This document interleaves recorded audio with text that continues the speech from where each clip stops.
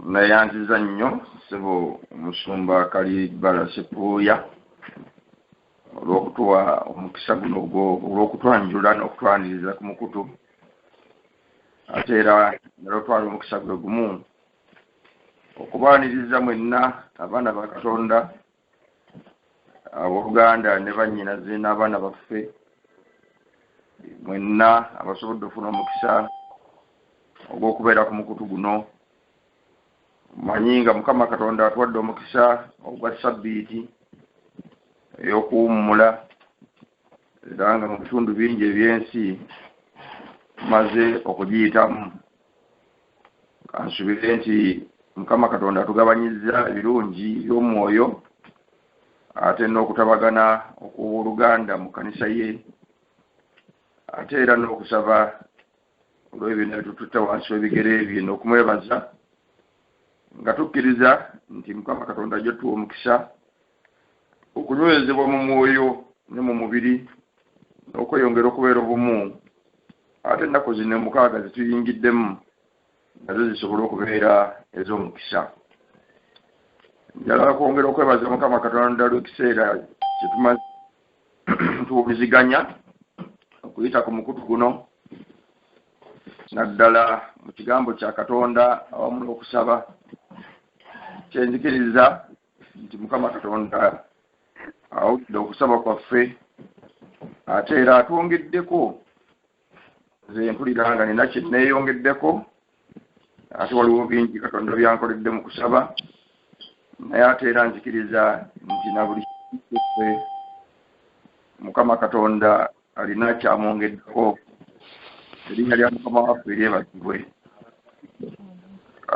Olwaleero ekyokuyiga kye nnina kya kuwumbawumba ekitundutundu ky'ebyokuyiga bitubadde nabyo ebadde bikwata ku spiritism nga tugeraageranya ebya Katonda n'ebyomubi Setaani mu lutalo luno olw'ekibi. Tulyoke tuyinze okuba nga tulina omusana ogumala okusobola okwawula naddala ebyo Katonda byatusuubira okumanya, kubanga waliwo ebyama bingi eby'omubi Setaani. Pawulo bwe yali awandiikira Abasessaloniika mu bbaluwa ey'okubiri essula ey'okubiri yagamba nti nakaakano ekyama ky'obujeemu weekiri kikola. Ekyama ky'obujeemu weekiri kikola. Bwe yali ng'ayogera kweyongera okw'obujeemu naddala obwali obwokolesebwa mu biseera byaffe. Kaakati ekigambo ekyo nti ekyama ky'obujeemu bwe kiba nga kyali kikola nnyo mu nnaku za Pawulo, kale kigenze kyeyongera okukola nga kibikkulibwa emyaka kumpi 20 egiyiseewo.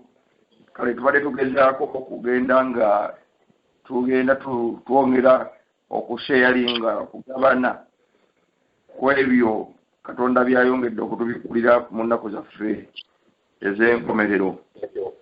Mmanyi nga tujja genda tweyongera mu kuyiga si ku mukutu kwokka naye ne mu byokuyiga byonna bitubeera nabyo Katonda byatuteekerateekera mu kkanisa okuyita mu masomero ag'okusa lesoni zenteeketeeke okuyita mu byokuyiga eby'omu maka.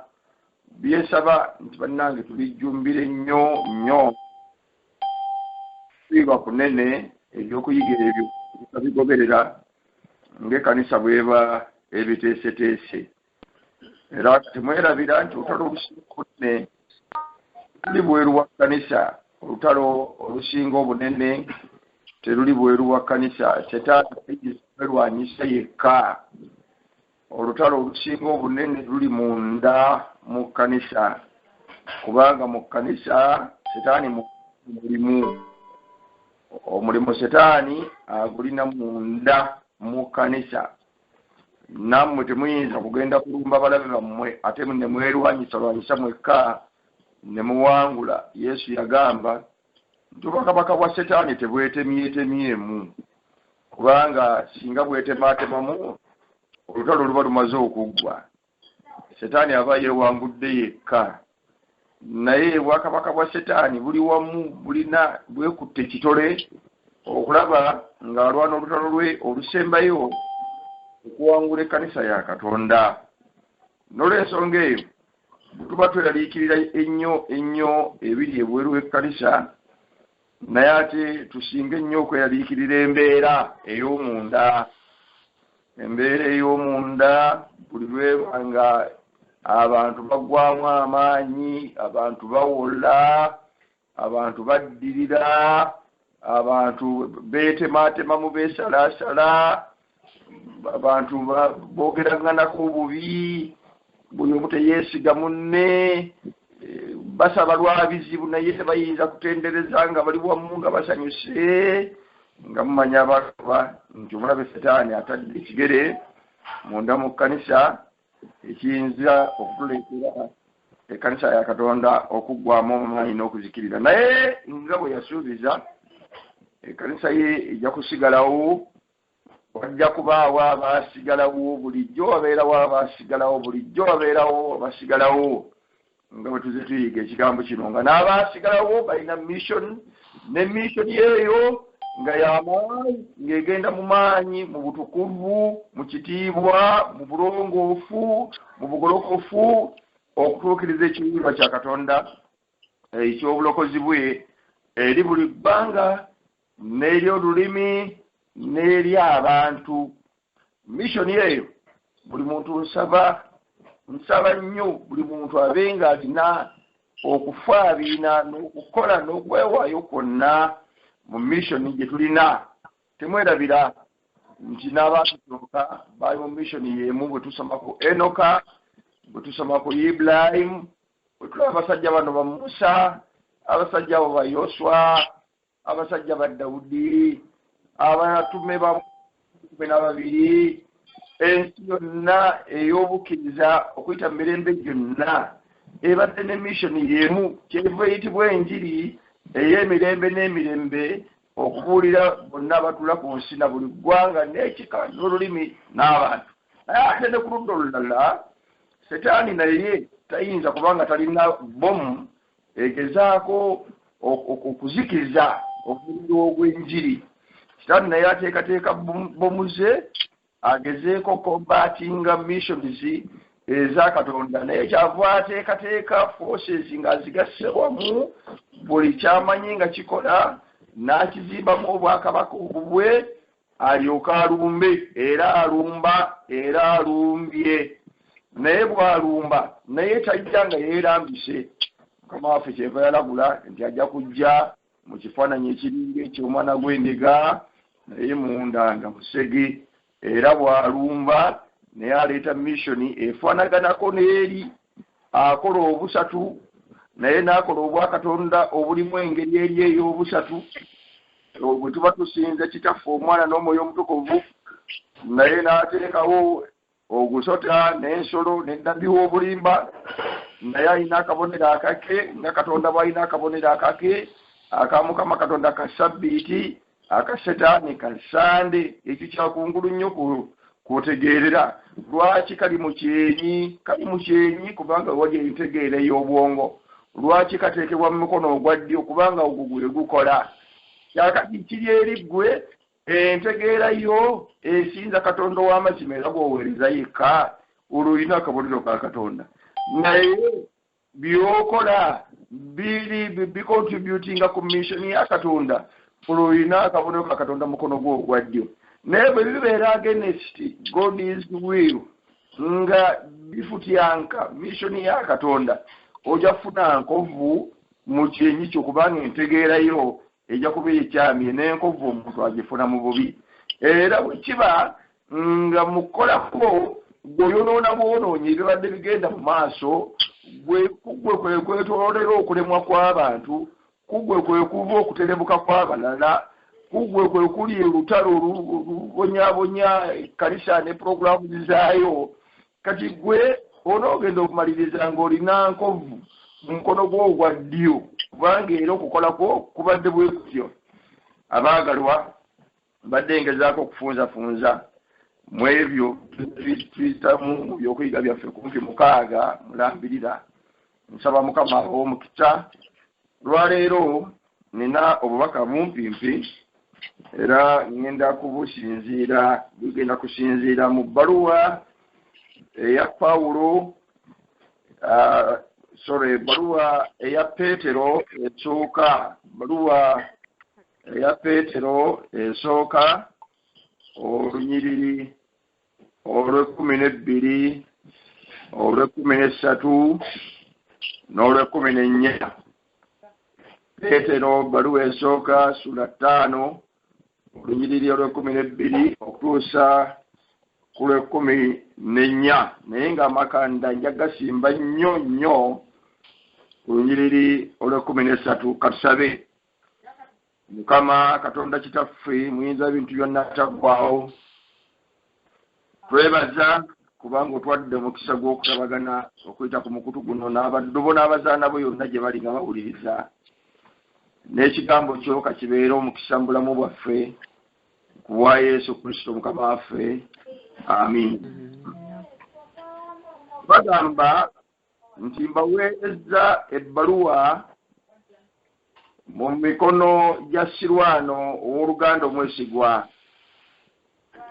nga bwe ndowooza ey'ebigambo ebitono nga mbabuulirira era ne mbategeeza ng'ekyo kyekisa eky'amazima ekya Katonda mukinywererengamu. Omukyala ali mu Babiloni omulonde munnammwe abalamusizza, ne Makko omwana wange mulamusaganenga n'okunywegera okw'okwagala. Njagala okusesira ku bigambo bya Peetero bwe yali ebbaluwa eno, enyiririza ensomye olw'12 kutuusa ku lw'14, enyiririza ezisembayo mu bbaluwa eno eya Peetero. Bw'amala ku lw'12 okugamba nti mbaweereza ebbaluwa mu mikono gya Sirwano ow'oluganda omwesigwa, nga bwe ndowooza ey'ebigambo ebitono nga mbabuulirira era ne mbategeeza ng'ekyo kyekisa eky'amazima ekya Katonda mukinywererengamu, n'atuusa okulamusa okw'abantu babiri. Okulamusa okusooka mu lunyiriri olw'13 nga kuva eri omukyala abeera mu Babiloni, mulonde munnammwe oba mulonde munnaffe, n'agamba nti mukyala oyo abalamusizza.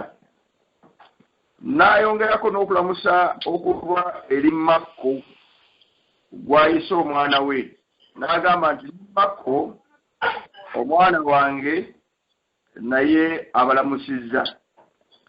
N'asembyayo ng'agamba bonna buli omu alamusagane ne munne n'okunywegera okw'okwagala. Essira nditeeka ku lunyiriri olw'13 ekitundu ekisooka. Peetero agamba nti omukyala ali mu Babiloni mulonde munnammwe abalamusizza. Njagadde tufune ekyokuyiga okuva ku mukyala ono gw'agambye nti mulonde naye ng'abeera Babiloni. Abaagalwa, olunyiriri luno olwa Peetero ekisooka 5:13 okumala ebbanga lingi lizze nga luzunza abayizi ba Bayibuli emitwe nga beebuuza nti omukazi ono Peetero gw'ayogerako yali ani? Kubanga abakyala bangi aboogerwako mu ndagaano empya. Bw'osoma mu njiri ya Matayo, Makko, Luka, Yokaana, mu abakyala bangi aboogerwako, era abamu n'amannya gaabwe tugalina. Era ate bw'otandika mikolo y'abatume n'ojja ng'osoma nnyiriri zonna ezikwata ku bakyala, amannya gaabwe gaagulwa. Naye bw'otuuka ku mukyalo ono Peetero gw'ayogeddeko, kyewuunyisa mu nnyiriri zino olw'ekumi n'ebbiri n'olw'ekumi n'ennya mulimu abasajja babiri, omu amwatula erinnya nga ye Sirwano ow'Oluganda omwesigwa. Ate ne mu lunyiriri mwayogeredde omukyalo ono ayogera ku Makko omwana wange, nga ne Makko naye amwatula erinnya Makko omwana wange naye abalamusizza. Sirwano ow'Oluganda oyo gwe mpadde ebbaluwa eno okugibaleetera. Naye omukyala ye tayogera linnya lye, erinnya ery'omukyala talyogera. Kati ekibuuzo ekitandika okujja nga kibuuzibwa abayizi ba Bayibuli ku mirendera egy'enjawulo, abasomi aba bulijjo ne basikola, Bible scholars, nti omukyalo ono yali ani? Naye ate kyeyongerako ne kireeta ekibuuzo ekyokubiri, kiki ekyalobera Peetero okwatula amannya ge? Ate ekibuuzo ekyokusatu ekyo ne kijja, omukyalo ono mu biseera bya Peetero ekibuga kye bayita Babilooni kyali kiriruddwa, kubanga Babilooni kisobola onakana enkadde owa Nebukadduneeza. Babilooni oyo yegwa bwe yalumbibwa Abaperusi n'Abameedi bamusaanyaawo, era okuva mu mwaka ogwa 557 BC Babilooni ono teyaddayo okuyimuka, kubanga bwe yasaanawo, Babilooni bwe yasaanawo, Abameedi n'Abaperusi olubiri lwabwe baaluzimba mu bibuga birala, baazimba ebibuga byabwe birala. N'Abayonaani bwe baamala okujja Abameedi n'Abaperusi, ate nabo tebazzawo Babilooni oli owa Nebukadduneeza, ate nabo ebibuga baateekawo birala. Era mu kiseera kyekimu n'abalala abagenda nga baddirira bannaku Abaluumi abaatandika mu 1068 BC, nabo ekibuga kyabwe kikulu tekyali Babilooni. N'okutuusa olwaleero Babilooni ow'omu ndagaano enkadde talina waali, tali located anywhere ku maapu ey'ensi yonna nti waliwo ekibuga kye bayita Babilooni weekiri. Era muli bajulirwa kubanga mumanyi ensi tugisoma mu geografiya waayo, ate n'abamu mugitambudde ne mugiva obuvanjuba ne mugidda obugwanjuba ne mugiva obukiikakkono ne mugidda obukiikaddyo. Naye tetutta mu bibuga ebiriwo olwaleero modern cities ebinene mega cities, kibuga kye bayita Babilooni, kubanga ng'obunnabbi bw'endagaano enkadde bwogera nti kirifuuka ekifunvu, kirifuuka ekifo ky'ebirombe n'ebirala. Sites ezoogerwako Babilooni owedda weeziri zimanyiddwa, naye zinoonyerezebwako bunoonyerezebwa ebyafaayo eby'ensi ey'edda. Bannaffe abagenda ne bayiikuula okwogera okulaba civilization ey'ebiseera eby'edda nga bwe yali e Babilooni, be basinga okubeerayo n'okulambulayo. Naye tewaliwo kibuga kye bayita Babilooni, newankwadde ebiseera bya Peetero ekibuga ekyo tekyaliwo. Era newankwadde mu biseera byaffe tetulinaawo, buli kyayinza kusibula yagamba nti nagenzeeko Babilooni eyo, tulinayo tukusuubulayo. Kubanga tetulinaawo n'amakolero galina ebikolebwa nga biwandiikiddwako nti made in Babilooni. Nedda, tetulinaawo basaza bafuna visa ne tikiti z'ennyonyi nga bagenda Babilooni. Tetulinaawo baana abafunye kikakala abagenda okusomerako mu kufasiriza e Babilooni. Apaana, kakati Babilooni taliiwo. Ate ekiseera kya Peetero missionizi ze yakola, bw'obanga omugoberera bulungi mu bitabo ebirabikola by'abatume ne mu bbaluwa endala, teyafuna mukisa gwa kugenda nnyo wala okutuuka e Babilooni. Nedda, tumulaba mu kiseera ky'ekivannyuma ng'ali nnyo ne Pawulo babeera nnyo ne Pawulo newankwadde olubereberye tebasooka kwatagana naye ate bakwatagana nnyo mu biseera eby'oluvannyuma era abayizi ba Bayibuli balina okukkaanya nti ebbaluwa ya Peetero eno bw'obanga ogisomye bulungi erina ebigambo bingi ebifaanana n'ebbaluwa za Pawulo naddala ebbaluwa ya Pawulo eri Abefeso n'ebbaluwa ya Pawulo eri Abakolosaayi. Bw'osoma ebbaluwa ezo ebigambo Pawulo byawandiika ng'abuulirira ekkanisa ate bingi by'osanga nga bivuga kyekimu n'ebyo ebisangibwa mu bbaluwa ya Peetero esooka. Naye ate bw'amaliriza mu bbaluwa ye ey'okubiri ate era ayaŋŋanga n'okwaŋŋanga okwogera ku Pawulo yennyini ng'ayogera ku biwandiiko bye bye yagamba nti birimu amagezi mangi biri ebya Pawulo era bizibu okutegeera n'abamu babisoma nga babinyoola. Ebigambo ebyo Peetero okujuliza Pawulo kiraga nti bakwatagana nnyo gye baba bawandiika ng'olwaleero bwe wandiwandiise ng'oyima mu America omu n'awandiikira ab'ebuyindi ate mulala n'awandiikira bali mu Africa ne muwandiika abawandiisi nga 3 5 oba 6 naye mutera nnyo okwogera ebintu ebifaanagana kubanga muli mu mulembe gwe gumu, mulina ebibasanyusa bye bimu, mulina ebibatawaanya bye bimu, mulina ebizibu bye bimu. Kati mutera nnyo oluusi okukozesa ebigambo ebifaanagana olw'ekiseera kye mulimu. Kaakano ekyo ne kiwa omukisa abayizi bangi ba Bayibuli nga bakkaanya nti Peetero yali nnyo ne Pawulo era ebyafaayo bitutegeeza nti ne mu kiseera ky'okusibibwa basooka bambi ne babakwata ne babasiba. Bwe babakwata okubasiba babasibira e Ruumi ne Pawulo ne babasalira n'omusango ogw'okubateeka ku kalabba ak'Ekiruumi.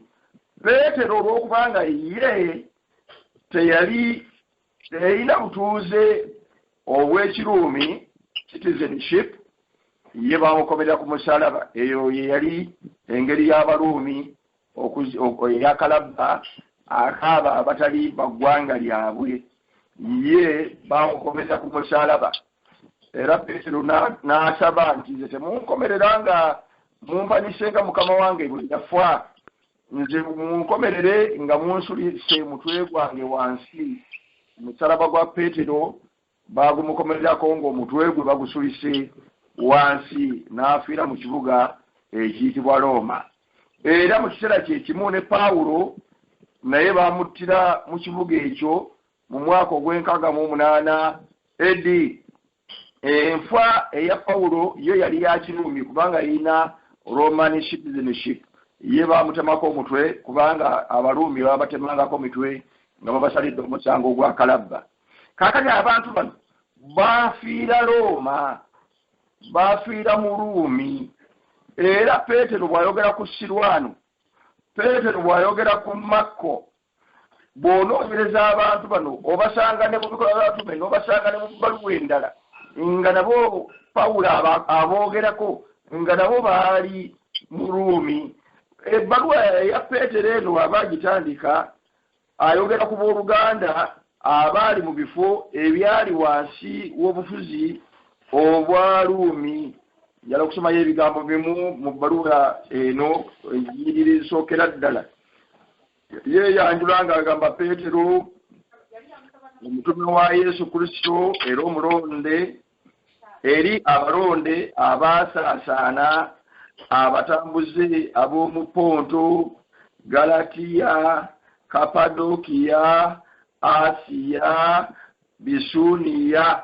Ebifo ebyo byali mu Asia Minor ne mu matwale agali wansi w'obufuzi obwa Ruumi. Ekyo nakyo kyongera okwakasa nti teyayima Babiloni alyoka awandiike kubanga Babiloni yali teriiwo nga bwe njogedde waggulu. Kaakati ekibuuzo ne kiryoka kijja, omukyalo ono ali mu Babiloni yali ani? Era Babiloni kyali ludda wa? Ebigambo bye njogedde waggulu bituwa ekyokuddamu ekyamangu nti omukyalo bw'abanga yali mu Babironi ng'ate Babironi tekiriiwo kiteekwa okuba Peetero olw'okuba Peetero yakozesanga nnyo ebigambo eby'obunnabbi ate nga ne mu biseera bye n'ebyo bye yawandiikiramu waaliwo embeera z'okuyigganyizibwa nnyingi. Abantu ba Katonda ab'ebiseera ebyo baalina enjogera zaabwe ng'enjogera zaabwe zino zibayamba okuba ne communication ebayisa mu biseera ebizibu nga n'olwaleero singa obadde mukambwe awaka ng'oli mukambwe nnyo oli mukambwe eri abaana oli mukambwe eri abali mu famire yo oli mukambwe eri omukyala abantu bano baba baagala okugeya oba baagala okuyisaamu ekintu kyabwe bafuna enjogera zaabwe ekyo oku experience eyo omuyinza okimanya bwe twali mu biseera eby'entalo eri ewaffe Uganda ebiseera eby'entalo ebiseera byabanga ebizibu nga abayeekera batuli bubi tuli mu nfo ezimu abayeekera ate mu kiseera kyekimu n'abasirikale bano aba gavumenti abanoonya abayeekera nabo bakambwe bw'otokwa mu mutego gw'abayeekera ogw'omutego gw'abasirikale bano aba gavumenti kaakano nga tugunjizaawo enjogera zaffe bw'oba ozizinga kimunonga omulamusa olina ebigambo by'okozesa abasirikale tobayitira ddala abasirikale bennyini olina ekigambo ky'okozesa n'abayeekera tobayita bayeekera olina ekigambo ky'okozesa kubanga n'ono gw'oyogera naye oluusi oyinza oba nga tomwesiga naye ate bw'obanga omwesiga omulala ow'okusatu aleme kutegeera biki bye mwogera. Abantu ba Katonda ne mu biseera bya Peetero olw'okuyigganyizibwa okungi olw'obulwa bwe baabangamu baatandika okusitula enjogera zaabwe engeri gye baagabanangamu obubaka obw'ebyawandiikibwa n'engeri gye beekuumangamu obuzibu bano ababayigganya abaleme kubategeera. Peetero yali omu ku basajja abaali balina ennyo ebirabo eby'obunnabbi. Kaakano bw'awandiika kyava ddira ekigambo kkanisa n'akiyita omukyala n'addira Babironi olw'okubanga Roma yayigganyanga yatuntuzanga yazikirizanga era yapromotinga nnyo obukaafiiri n'addira ekibuga Roma n'akiyita Babironi kubanga Abayudaaya abamanyi ebyafo bya Babironi oli owa Nebukadduneeza ekigambo Babironi ku Roma bakitegeera bulungi nnyo. Kaakano abalamusa ng'abaleetera omukyala ono si mukyala banaabatuliza bano bannaffe bannyinaffe naye aleeta omukyala owa Kristo oli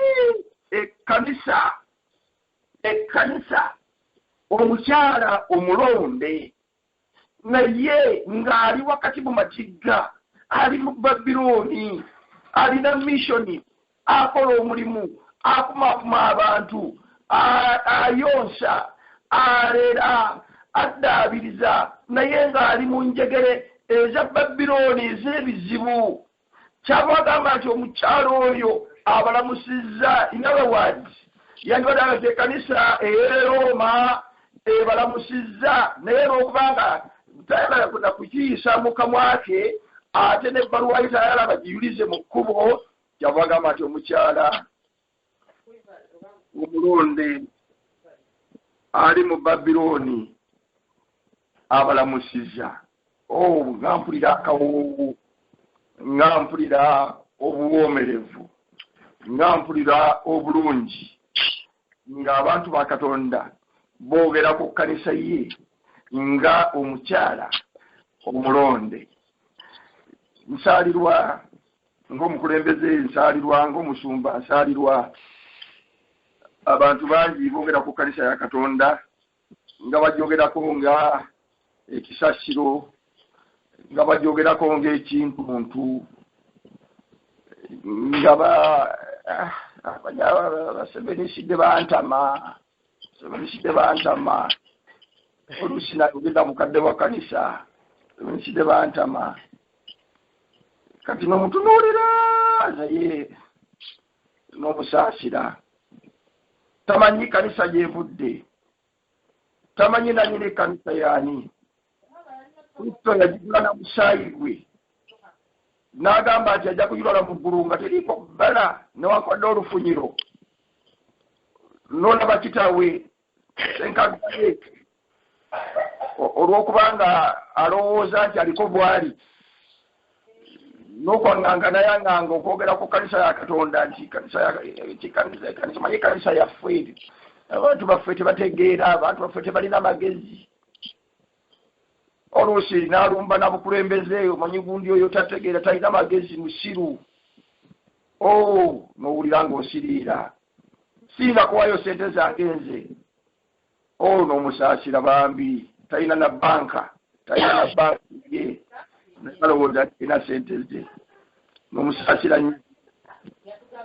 omusaasira agamanyize mu kanisa bwe kikola kitugudde eriyo n'abalala kanisa baazibamba dda babuuza bani abateesezza ekyo kikyakiboodi ekiteesezza gundi yabaddewo nti ati ekyo tekijja kukola kwegamba ekkanisa nga giteeka mu nsawo ze bambi naye nga tamanyi nti buvunyu ajja kufa bamuziike buziiki tasobola kulokola na muntu omu kumutuusa mu ggulu kubanga naye tamanyi tatuukanga nayo tamanyi lyama bisingakaawo ekkanisa ng'erwanyisibwa bweru waayo ne wabaawo n'abanganga kugirwanyisa nga bayima munda n'okugimalamu amaanyi kanisa yaffe terina gyegenda kanisa yaffe yagwa kwegamba abamu ne bafuuka enkonge bafuuka ebiswa mu kanisa nsaasira kubanga bwenyiga eby'obunnabbi bino nenteekako galubindi ez'obunnabbi n'okukankana okwogera ku kanisa ya Yesu Kristo kubanga ekkanisa ya Yesu Kristo omuli obunnabbi agamba nti ebiseera ebimu eyinza okulabika ng'egenda okugwa naye basembo banyago ekkanisa eyagigula Yesu Kristo nga mulamu ejja kutuuka ku kuwangula kubanga ndi wamu nammwe ennaku zonna okutuusa emirembe Yesu kanisa ye Peetero kyava agamba wadde nsaliddwa ogw'okufa wadde nseebengerera kaakano Pawulo kyava agamba nti newankwadde nga obulamu bwange bufukibwa naye Kristo wakwala ekkanisa ye ng'ewangudde ekkanisa ya Katonda mukyala yali mu Babilooni lwaki eyo basajja bano baleeta ekifaananyi kya Babilooni mumanyi obunnabbi Nebukadduneeza yayima Babilooni n'alumba Yerusaalemi Danieri essula esooka bw'egamba bw'alumba Yerusaalemi n'agenda Kisambuliya era n'asaanyawo byonna ebyali mu Yerusaalemi n'okukyokya n'akyokya omuliro n'atwala n'ebitukuvu ebyali tebikwatibwako nga bw'okwata ku ssanduuko okalirawo bw'okwata ku bintu biri ebikozesebwa ebyawongebwa ofa toyinza kubiriisa mmere tobiyinza binywesa mwenge toyinza kubyekikka n'obifulumya mu yeekaalu naye Nebukadduneeza yagenda abantu ne baddukira ne mu yeekaalu munda nga balowooza taayingiremu naye yayingiramu n'atuma n'afumita n'asamba n'azikiriza era ogenda okukakana ng'abasigaddewo ne kabaka waabwe ng'abatutte ng'abasibye batambuza ebigere paka Babilooni n'ebitukuvu byonna era bw'atuuka e Babilooni yabiteekera ddala mu ssabo essabo ly'omu Sinaali essabo ly'omu Sinaali awo watandise okuzimbibwa Nimuloodi ne banne we baali batandise okuzimba ekigo oba omunaala ogwali gugenda okutuuka mu ggulu awo bennyini wewaali essabo lya Nebukadduneeza eddene ne bayingiza ebintu bya Katonda omwo era ne bibeeramu emyaka gyonna nga tewaliwo afudde olw'okuba nga biteekeddwayo apaana nekirowoozebwa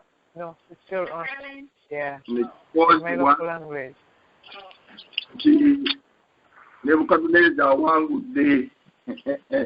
Bwekuba kuyimba ng'abaana baffe batera okuyimba ab'e Babilooni ne bayimba nti Katonda twakalinya ddala ddala ko katwe, Katonda ke Yerusaalemi twakalinya ddala ddala ko katwe, naye n'akwedde nga kyalimu ekityo nga kiringa Katonda we Yerusaalemi awanguddwa, ekkanisa ya Katonda yasigala nnongoofu. Yalimu bammemba Saddulaaki, Mesaki, Abeduneego abataasinza bifaananyi. Yalimu bammemba Danyeri abateenoonyesa na mmere ya kabaka. Yalimu abasajja nga betusoma Bamulodekaayi ne balera abaana babalera Babilooni. Molodekaayi n'alera Eseza n'okukakadulubaale nga mulongoofu. Yalina abasajja n'abakazi abajeema ne bagaana okukola eby'obukaafi. Yalina abasajja ba Esera abaasigala nga bakuumye butiribiri ebiwandiiko byonna ebyali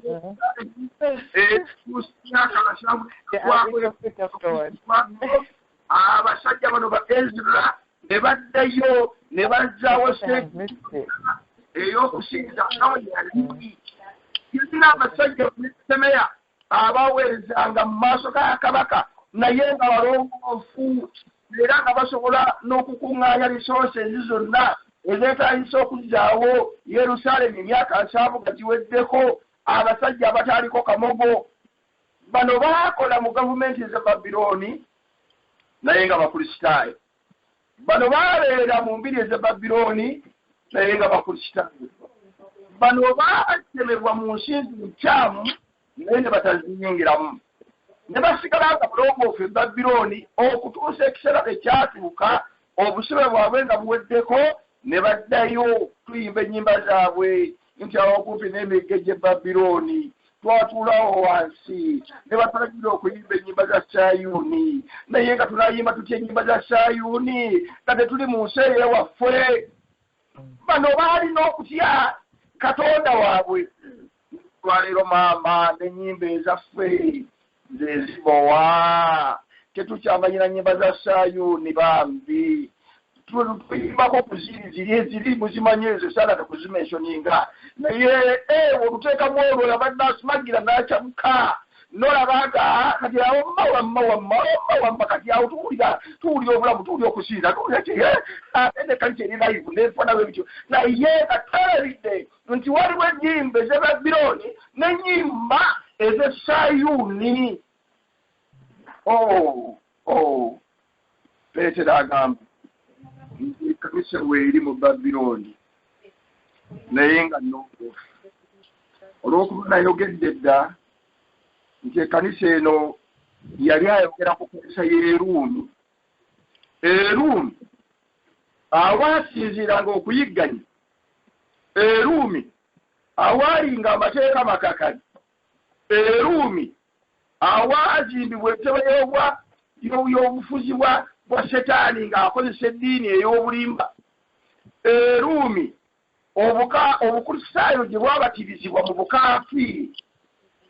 Eruumi awaavanga ebiragiro ebizikiriza ekkanisa ya Katonda. Abasajja bano battibwa, bakumwako omuliro, banyagibwanga, baddibwangamu engoye ne basigala bwereere n'ebirala bingi nnyo nga byonna bisinzira Ruumi. Amawulire amalungi gagamba nti Eruumi eyo Babilooni w'ekiseera ekyo waliyo ekkanisa ya Katonda naye nga erimu abalonde, erimu abakkiriza, abakristaayo, abeesigwa, abalongoofu. Njala okubasomerayo kuba mujja kusoma ekitabo ky'Abaruumi sura ya 16. Ekitabo kino eky'Abaruumi sura ya 16 kinsanyusa nnyo kubanga Pawulo bw'amala okuwandiikira abakristaayo abo abaali Eruumi bammemba baabo, kubanga bammemba baaliyo ddala Eruumi, abawandiikira ebbaluwa eno ey'Abaruumi kyava gikalubya nnyo nnyo, ebbaluwa esinga obukalubo mu ndagaano empya, gikalubya nnyo nnyo kubanga ebintu bye yabawandiikira byali bya buziba.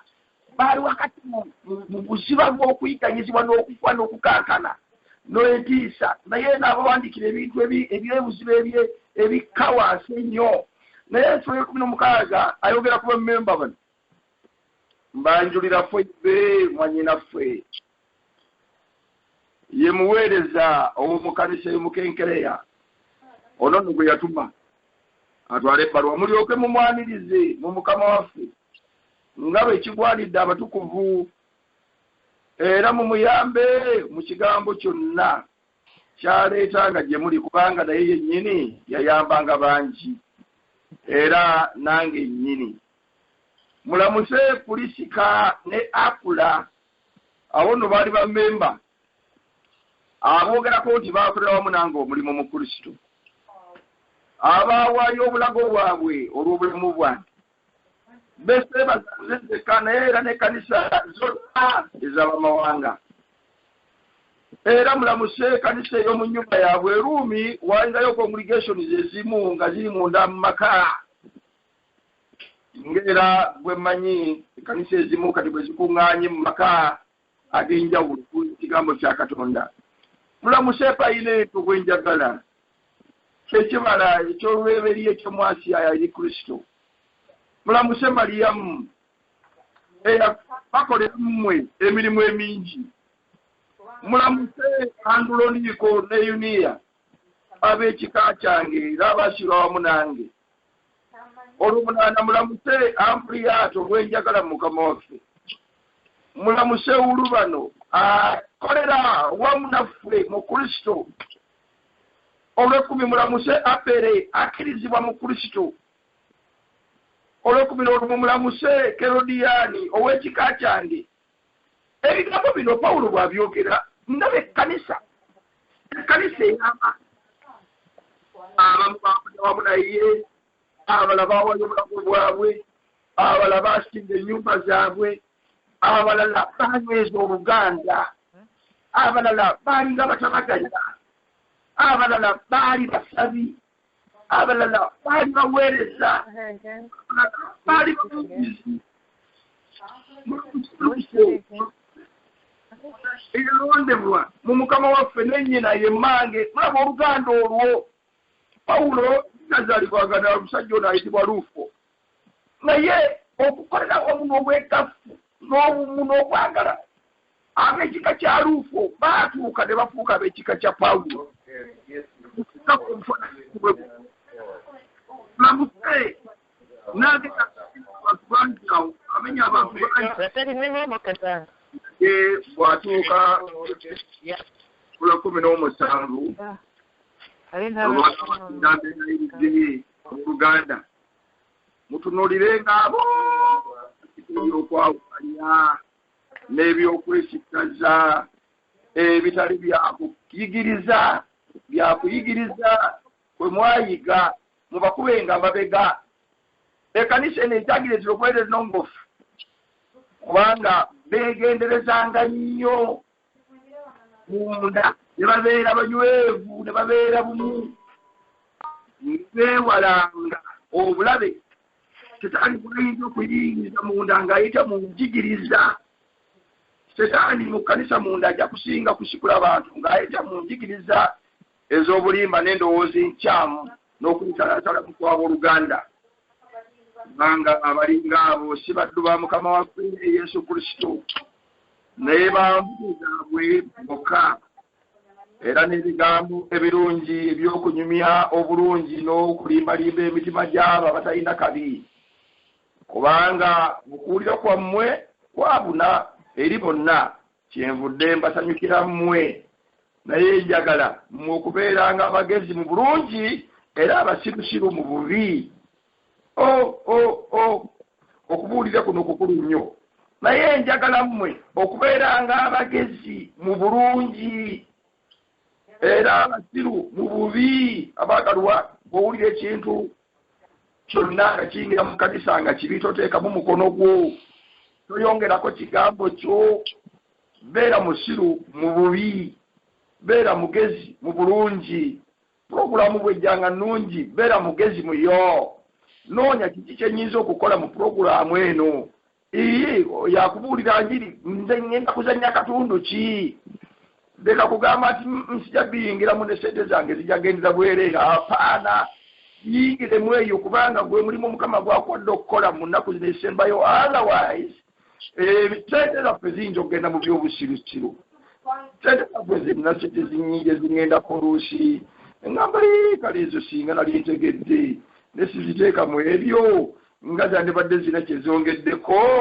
ku mulimu gwa mukama waffe oba oli awo nezizo ampuliriza Pawulo amaliriza ng'agamba nti naye njagala mmwe okubeeranga abajulizi mu bulungi era abasirusiru mu bubi era Katonda ow'emirembe alibetenta Setaani wansi w'ebigere byammwe mangu. Bw'obeera omugezi mu bulungi n'obeera omusiru mu bubi ekisuubizo kyekino era Katonda ow'emirembe ajja kubetenta mangu Setaani wansi w'ebigere ebyo mangu. Ekigambo ekyo baakano wanjagadde okukibalekera ng'entanda temweyaliikirira biri mu Babilooni. Ensi yaffe yonna efuuse Babilooni. Ku bikkuliro agamba nti Babilooni ekinene, Babilooni ekinene.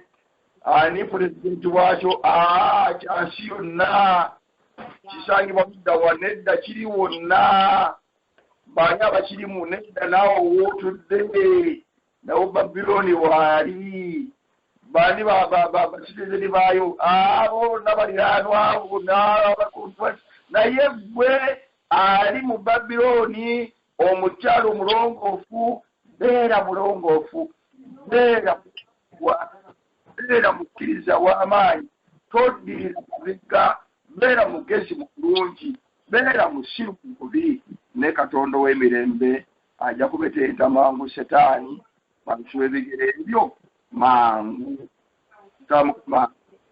Abawo mwebalire ddala olw'ebyokuyiga bino bituze tugabana, mwebale nnyo okusaba, mwebale nnyo olw'okwagala Mukama Katonda wammwe, mwebale nnyo olw'okuwagira ekkanisa ye, mwebale nnyo olw'okuwaayo okubuulira enjiri, mwebale nnyo olw'ekigambo kye muyiga mu maka gammwe, mwebale nnyo okuma abaana baffe, mwebale nnyo okwagala ekkanisa yaffe eya Uganda, mwebale nnyo okwagira ekkanisa eno kubanga tuli kkanisa emu abaagalwa. Muwagire ekkanisa zonna ze mubeeramu nga musinzizaamu. Temusosola mu bika, temusosola mu nnimi kubanga obubaka bwaffe missoni yaffe bugendere buli kika n'olulimi n'abantu. Mubaagala abantu bonna newankubadde nga tebutufaanagana mu mbeera ezitali zimu. Naye ffe mukyala ali mu Babilooni katusigale nga tuli balongo. Kristo ajja kubetenta mangu Setaani wansi w'ebigere byaffe bwa Yesu Mukama waffe. Amina. Amina.